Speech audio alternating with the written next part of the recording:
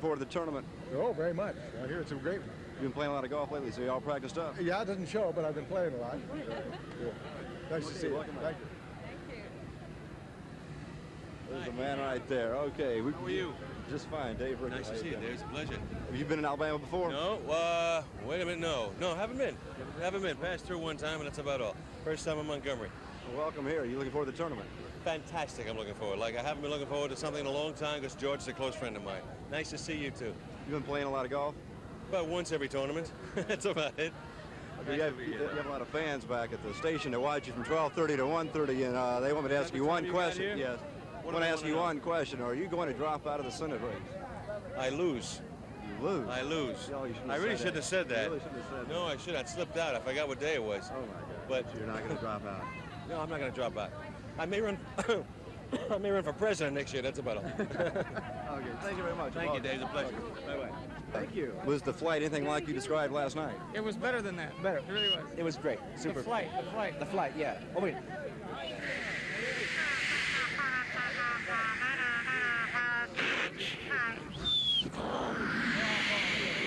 Off to Montgomery, Alabama. And there's a lot of other celebrities coming off this plane. You better interview. Thank you. Bye-bye. Thank you. You all doing? Just fine. How are you doing? You all ready for a good golf tournament? Not only a good golf tournament, but what it stands for. You know, I had a tournament over in Huntsville, and being a good Alabamian, you know, to help George out, it's just absolutely super. And y'all got to forgive me out there, you TV folks, for the hiccups, but I got to tell you what diet soda will do for you when you fly all the way from Los Angeles. Hey, come on out and see us. We're helping folks. Well, as I came off the plane, the two hostesses were standing on either side, and they said, we've been wanting to do this since we took off, and I got a kiss on each cheek. Now, if that keeps up, I'll have a wonderful time, and then I'll answer for that to the little lady when I get home later. No, it starts out just beautiful. This is your first trip to Alabama? Yes, yeah, I've been trying to come down a couple of years now, and this is the first time everything jived, and George was kind enough to ask me again. So I'm very excited. You've been playing a lot of golf to get in practice? No, I haven't. I've been working, thank the good Lord. I played it last week for the first time in 6 months and shot a 90, so it's not bad. I'll settle for that right now. But really, you're not here for the game, though, right? No, I'm down to have a good time and see a lot of the people, strangely enough, that even though we're in the same business, you don't see that often. Everybody works different hours. A lot of people think that a lot of you celebrities will come here just for the fun, but you really are into the cause, right? Oh, absolutely. That's the whole thing. I mean, it's one of the benefits of gaining any kind of notoriety, whether it be in the theater or politics or medicine, that you can come and help make things like this happen. That's a real kick. Where are your angels? The Angels, I don't know. They should be flying out here if my score is going to be any good. I'll need them. Thank you. Thanks very much. Appreciate it. I'm just got goosebumps all over me seeing Fred McMurray get off the plane, and Ken Curtis and Bo Hopkins and all these wonderful stars, and they'll all be out at Arrowhead Country Club at 10:15 on Sunday, all of them playing golf. And if you want to see all these stars, you come out to Arrowhead Country Club, and they'll be glad to sign autographs. You know, our motto is play golf so the kids can play games. And we need you to come out, because if you do, a lot of kids can play games.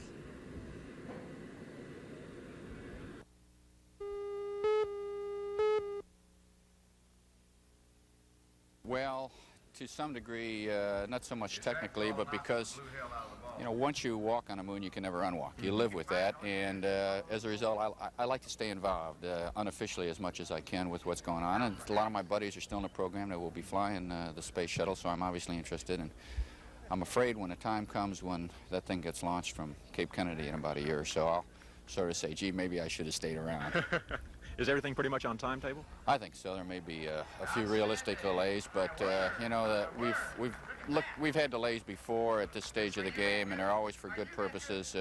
It's not going to go until it's ready to go, but once it goes, it's going to be a fantastic contribution over the years to the kind of technology that had to be built so we could go to the moon and get back is now going to be applied back here even more more aggressively than it has been in the past.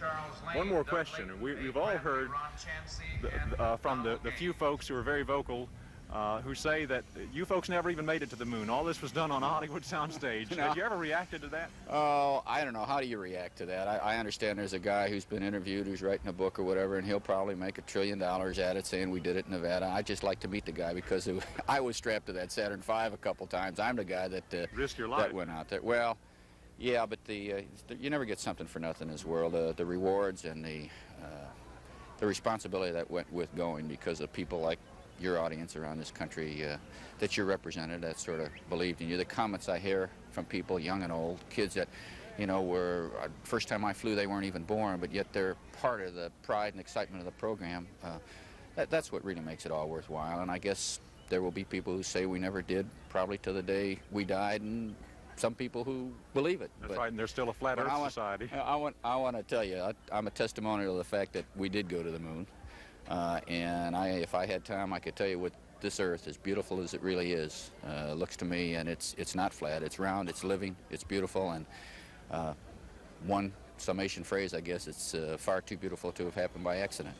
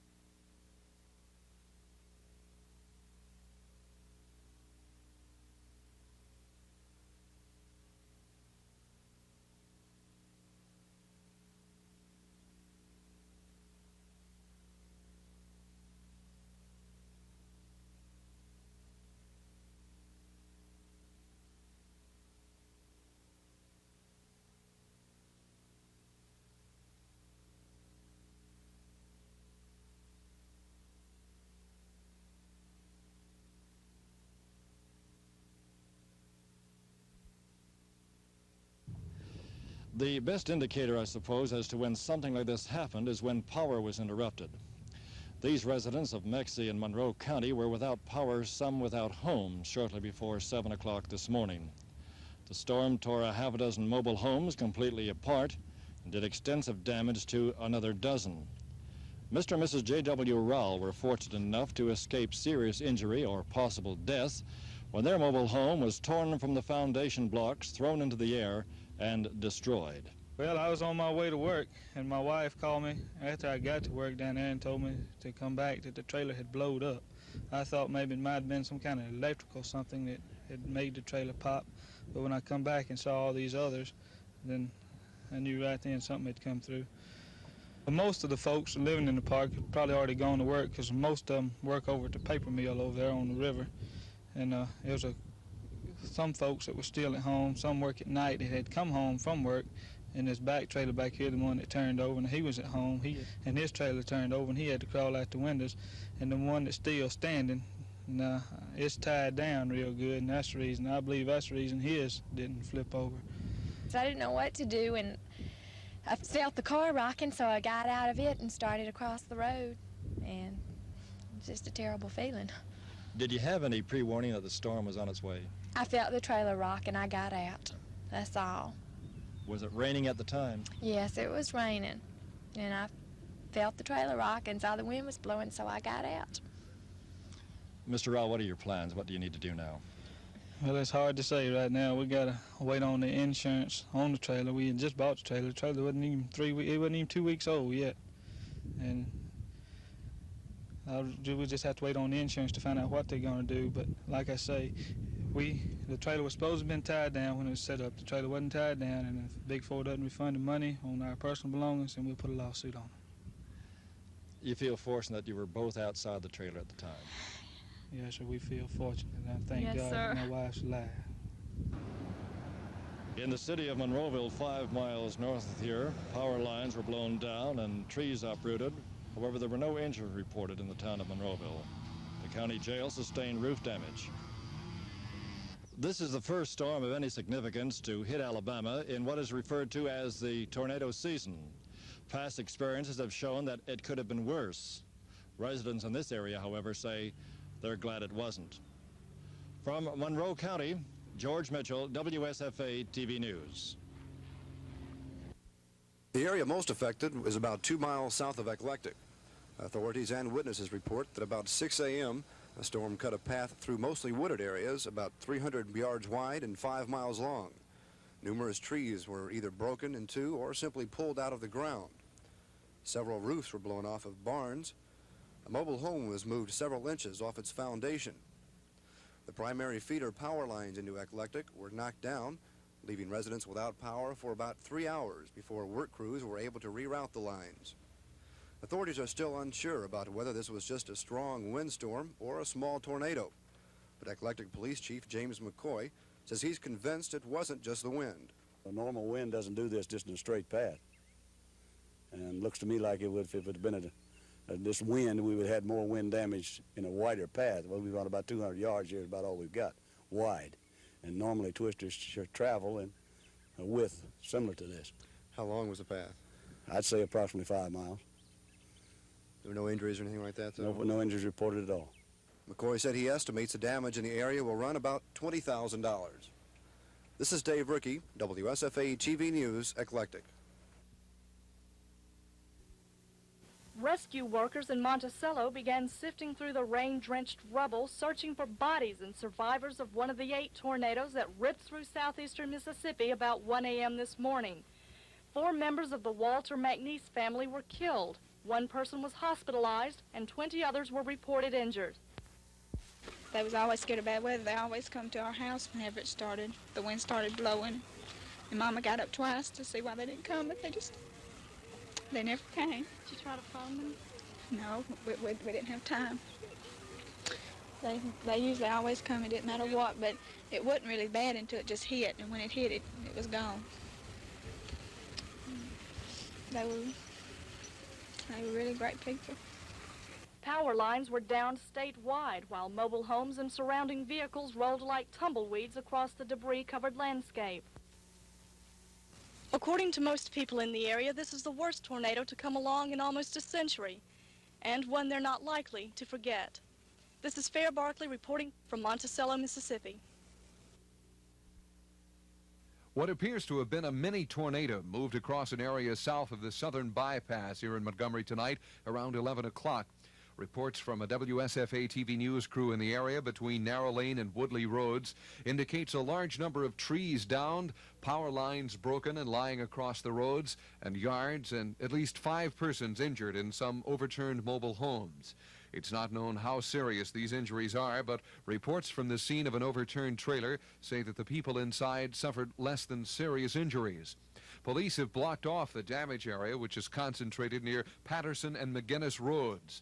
A large tree was felled across Patterson Road, hampering rescue vehicles from reaching the overturned mobile homes and the injured people. We heard the noise from where we live on top of the hill, and we just got the children inside the house or down in the basement. But we could hear that there was a tornado or something had gone through it, and it was down in this end of the road. And we got the transistor radio. Our power went out right away. We got the transistor radio and understood that there was trouble down on this end of the road, so we just came on down here to see if we could help. And the tree is across the road. They couldn't get through until now. What do you understand has happened down the road? There's a couple in a trailer that's injured real bad. We have confirmation on that because some of the neighbors have gone around through their yards and around through the trees and found out that and came back, so that's why they're trying to get through in such a hurry.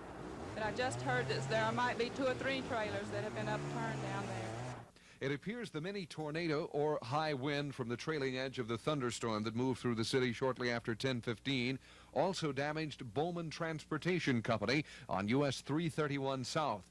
The building was partially destroyed when the high winds took off part of the roof and did other structural damage to the building. There were no reports of injuries at this site. Earlier today, there were reports of 2 tornadoes in Monroeville, Alabama. The first this morning in Mixia, nearby Monroeville, where 16 mobile homes were damaged and several more were destroyed. There were only minor scrapes and bruises to people involved in this morning's twister in Monroe County. But this afternoon, about 5:30, the story was different. After a very deceptively beautiful day in the Monroeville area, another tornado smashed into the county shortly after 5:30. Reports from a TV 12 news crew at the scene say an estimated 40 homes were destroyed, while 26 people were treated at the Monroe County Hospital and 3 more were admitted. More than 80 people were left homeless by this afternoon's twister and were housed in a National Guard armory in Monroeville. This is Bob Howell, TV 12 News, reporting. As storms popped around the south half of Alabama, a squall line moving through Montgomery County almost became just another weather problem. No tornado warning came from this particular Montgomery storm, but damage and a path of destruction assured victims there was indeed a twister. Running roughly from South Highway 331 east to Troy Highway, mobile homes were turned over, houses were damaged, cars tipped over, and trees were uprooted. Luckily, injuries were relatively minor, mostly scratches and bumps, with some bone breaks reported. Some people were caught by surprise, but others were watching televised weather statements and were ready. We heard the noise from where we live on top of the hill, and we just got the children inside the house or down in the basement. But we could hear that there was a tornado or something had gone through it, and it was down in this end of the road. And we got the transistor radio. Our power went out right away. We got the transistor radio and understood that there was trouble down on this end of the road, so we just came on down here to see if we could help. And the tree is across the road. They couldn't get through until now. There's a couple in a trailer that's injured real bad. We have confirmation on that because some of the neighbors have gone around through their yards and around through the trees and found out that and came back, so that's why they're trying to get through in such a hurry. But I just heard that there might be 2 or 3 trailers that have been upturned down there. The rush to cut through downed trees was to allow ambulances to transport injured to hospitals. Chainsaws and lots of muscle cleared Patterson Road quickly, and lawmen eased the way to treatment for the victims. Once those hurt were cared for, officials searched for other victims, then waited for approaching daylight to assess the situation. Dick Bird, WSFA TV News, reporting.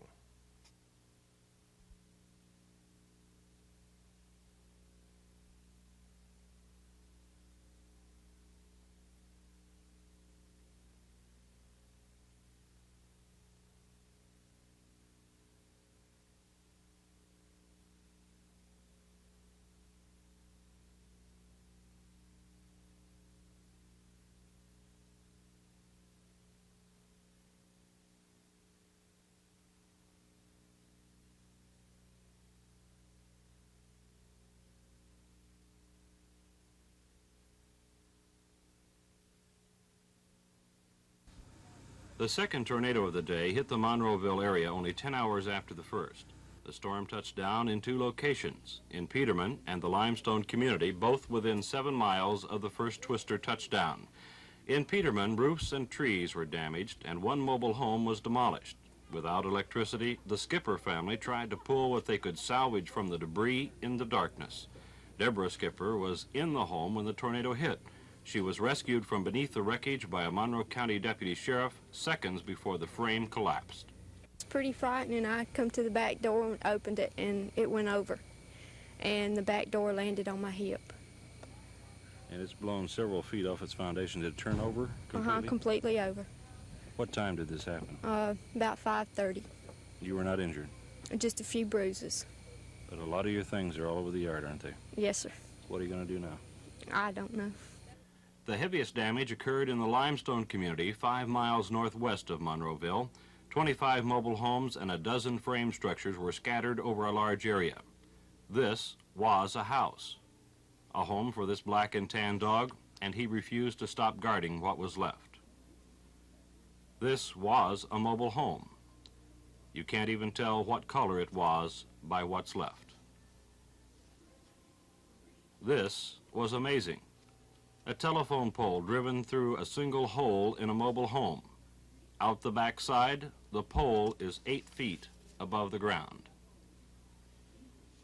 With all of the devastation, only 26 were injured. 4 of them were hospitalized, 22 were treated for cuts, bruises, and a few broken bones and released from Monroe County Hospital.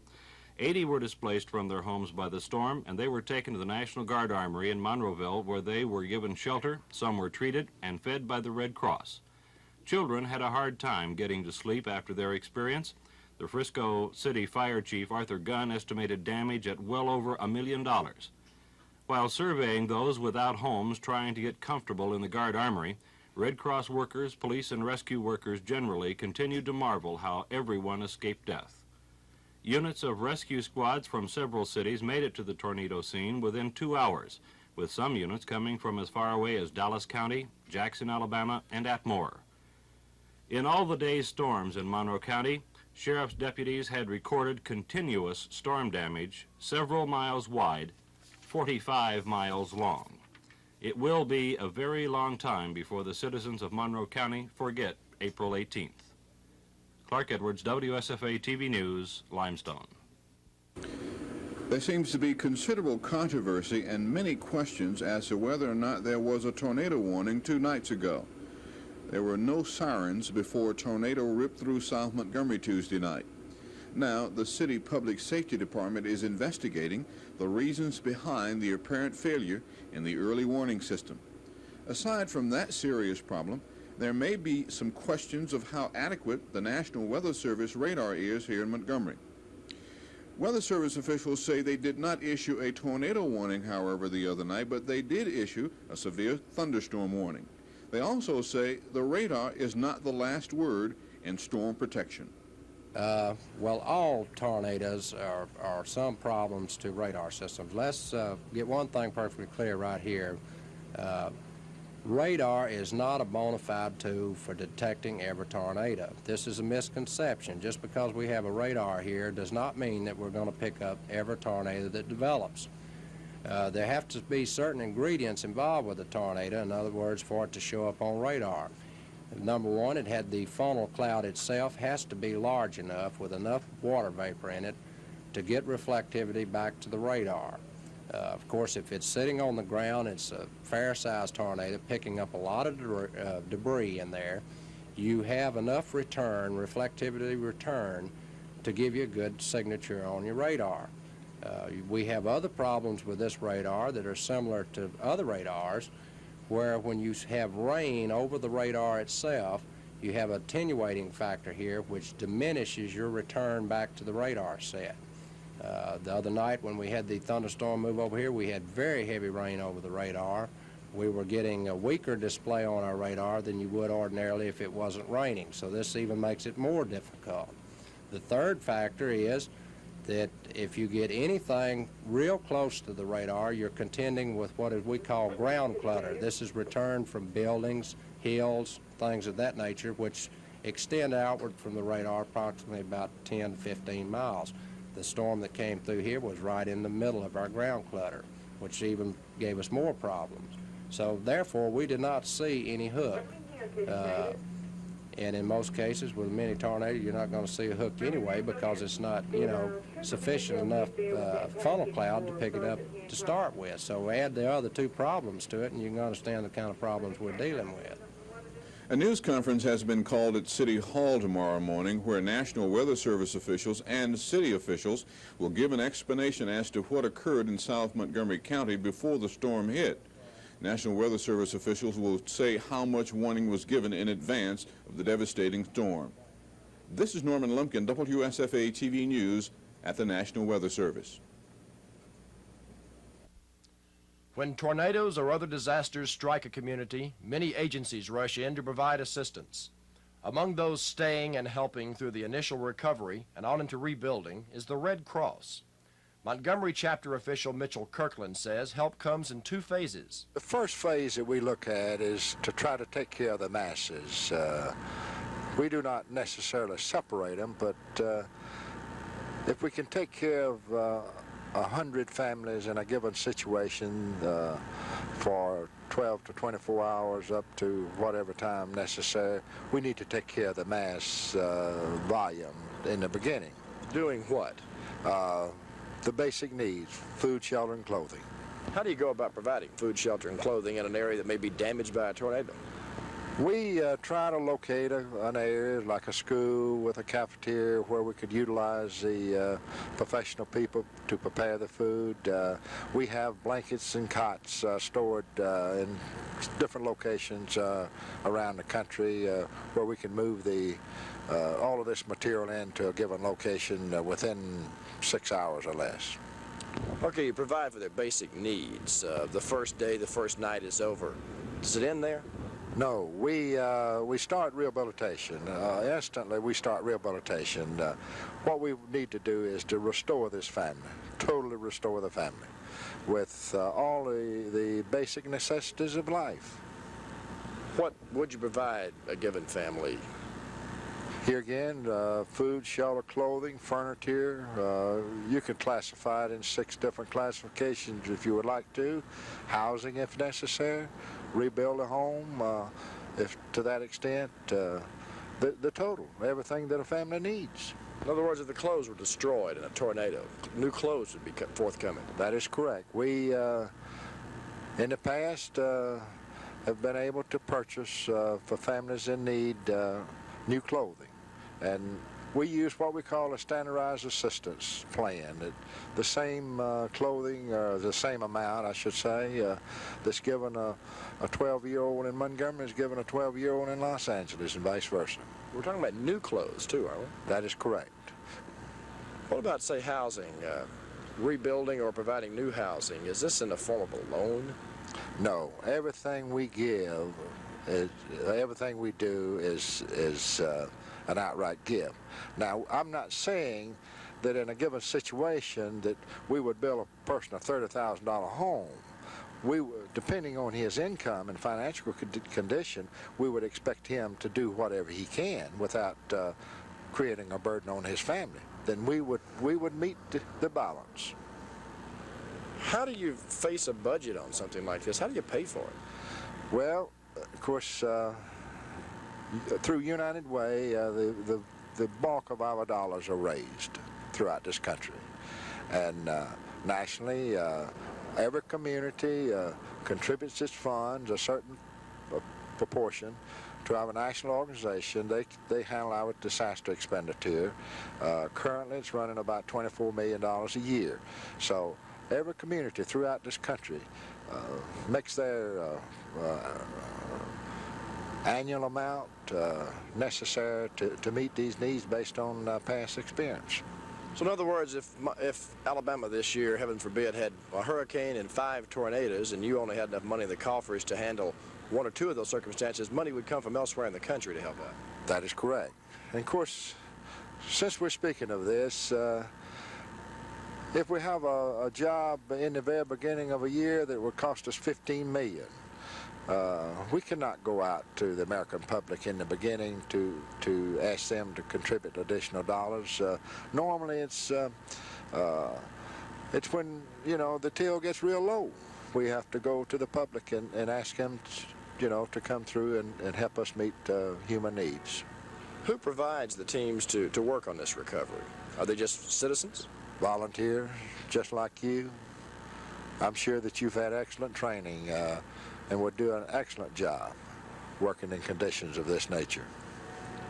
So you've got volunteers working, you've got volunteers providing money, and they're helping people who are just their neighboring citizens who need help. That is correct. See, we're talking about 180 volunteers to 1 paid staff. So there's no way that we could operate in Monroeville today or here in Montgomery without the volunteers. How does your work compare in Monroeville and Montgomery right now under both tornado circumstances? Well, I could give you 2 sets of figures, and immediately you would say it's about 50-50. We have roughly twice the number of homes destroyed in Monroe County as we have here in Montgomery. But you look at it from the total damage, I would say it would be 300% greater. Nobody wishes natural disasters to happen, but when they do, people like the Red Cross, law enforcement officials, fire departments, public works employees, and others jump to the challenge quickly and among the volunteers without reward other than helping neighbors. This is Dick Bird for Composite.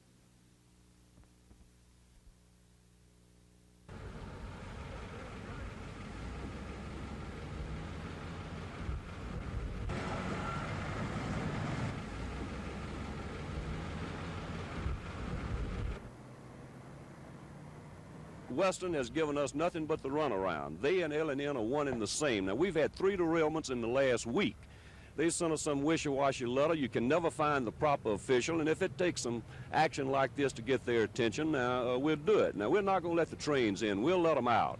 Now, if a legitimate official, and I can't seem to find who's in charge. They keep sending me from one man to another. If a proper designated official comes and tells us and gives me in writing that he'll fix this track, it's only about 1/4 of a mile. It's been there. They've done nothing to it in the last 20 years. If they'll fix it within 3 days, temporarily to our satisfaction, and then give us another statement that in a reasonable time they will replace the track, then we will immediately lift the fire truck and the police cars.